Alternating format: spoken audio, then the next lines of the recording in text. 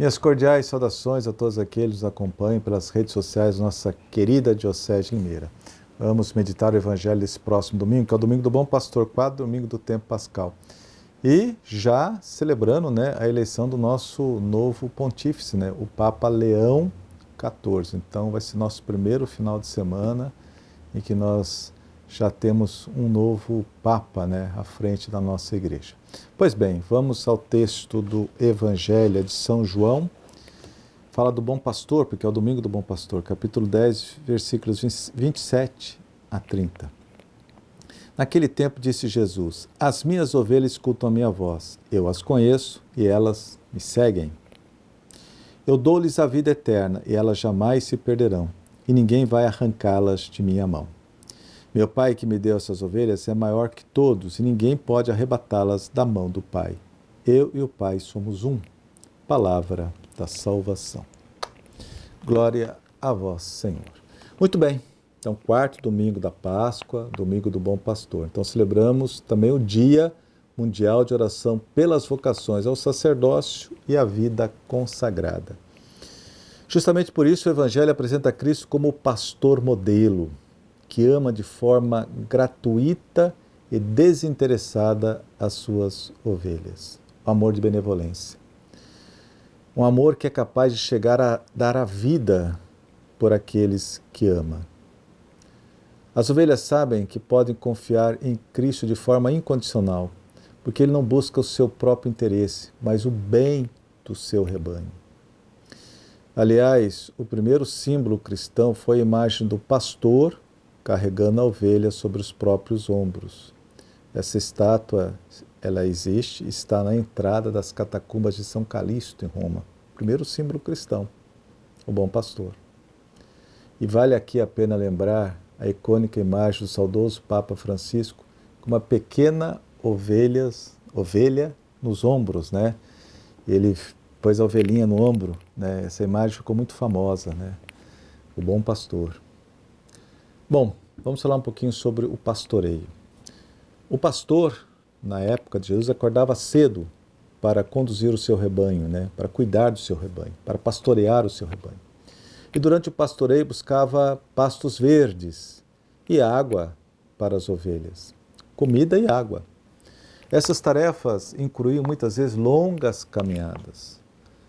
Porém, manter o rebanho unido era certamente o maior desafio do pastor. Ainda mais quando tinha bastante ovelhas, Por isso que ele ia buscar aquelas que se desviavam, as extraviadas, Ele ia atrás da ovelha que se desviava. E nesse sentido, o símbolo por excelência, do pastor é o cajado. Ele conduz o rebanho e vai buscar, ela puxa pelo pescoço a ovelhinha que tenta se desviar, Que hoje é o báculo episcopal, O símbolo é o cajado, o báculo episcopal, o símbolo do pastoreio. A mitra simboliza o poder episcopal. O báculo, o pastoreio. O cajado era usado para corrigir e impedir que as ovelhas abandonassem o rebanho e se desviassem para lugares perigosos. Daí o zelo do bom pastor, a atenção do bom pastor. E o bom pastor, como eu disse, vai em busca da ovelha extraviada, da ovelha perdida, para não se perder ninguém. Ao comparar-se a um pastor, Jesus parte da vida cotidiana de seu povo. Seus ouvintes tinham familiaridade com o mundo rural, hoje já nem tanto, Mas na época de Jesus as pessoas tinham familiaridade com o mundo rural. Sabiam por experiência própria o laço que unia o pastor às suas ovelhas, ao seu rebanho. O pastor conhecia as suas ovelhas, chamava-as inclusive pelo nome. E aqui um detalhe, abrindo um parênteses, Muitas ovelhas eram guardadas em currais coletivos, apriscos coletivos, à noite. E de manhã os pastores iam lá e chamavam as suas ovelhas. Pelo timbre de voz, elas conheciam qual era o pastor. Era uma intimidade muito grande. Por isso que Jesus diz assim: as minhas ovelhas conhecem a minha voz.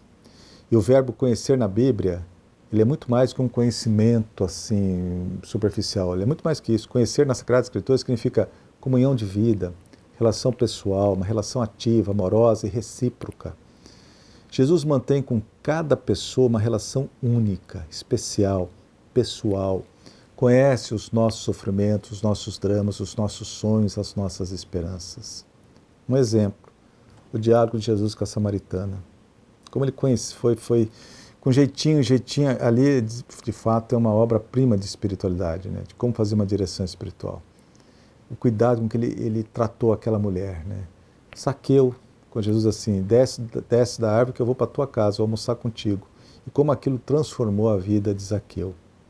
Isso nos ensina o seguinte: não somos um número para Jesus, nem uma massa, mas pessoas únicas para Ele. O qualificativo bom não é apenas um pastor, é o bom pastor. O qualificativo bom que Jesus acrescenta ao ofício de pastor tem também um sentido especial. Bom não é uma simples conotação sentimental, mas a indicação de que Jesus é o verdadeiro pastor. O homem forte, destemido, corajoso, que luta contra os inimigos para defender seu rebanho, como um pastor. É que vale lembrar, por exemplo, a experiência do rei Davi, né? Davi corajosamente lutava por suas ovelhas. Está lá no primeiro livro de Samuel, capítulo 17. Muitíssimo mais forte e valente é Jesus, que se entrega totalmente pelo rebanho. E aqui cito também o capítulo de São João, versículo 28, que acabamos de ouvir. Ninguém vai arrancá-las de minhas mãos, diz Jesus. Ninguém vai arrancar as ovelhas de minhas mãos. Elas me pertencem, eu cuido delas. O ofício de pastor é próprio de pessoas corajosas, destemidas, covardes e mercenários. Jamais serão pastores na acepção do tempo. Pode ser qualquer coisa, menos pastor. Covardes e aqueles que só andam atrás de dinheiro jamais serão pastores na acepção do termo. E Jesus diz assim também no versículo 28, eu dou para as minhas ovelhas a vida eterna. Jesus, o bom pastor, conduz seu povo para a vida eterna. Para a vida futura no céu, na plenitude do reino. Mas a vida eterna também já se faz sentir agora, no tempo presente, quando nossa vida é direcionada para os valores do Evangelho. Quando colocamos em prática o Evangelho, nós já começamos a viver a vida eterna. No início de sua vida pública, Jesus declarou, está lá no Evangelho de São João também, capítulo 3, versículo 36. Quem acredita no Filho tem a vida eterna. Olha o detalhe, o verbo está no presente, tem a vida eterna. Portanto, quem coloca-se sob o pastoreio do bom pastor já tem agora, no tempo presente, a condição de viver progressivamente a comunhão com Deus, até chegar à plenitude na eternidade. É o que o Senhor nos ensina com o Salmo 22, belíssimo Salmo 22. O Senhor é o meu pastor, nada me faltará. Em verdes pastagens me faz repousar. Para fontes tranquilas me conduz e restaura minhas forças. Ele me guia por bons caminhos. Me guia por bons caminhos, o caminho que leva à plena comunhão com Deus. Concluo com uma súplica à Virgem Maria, Mãe de Cristo, o bom pastor. Ela que respondeu prontamente ao chamado de Deus, que ela ajude todos aqueles que são chamados ao sacerdócio e à vida consagrada. E aqui abro um parênteses, né?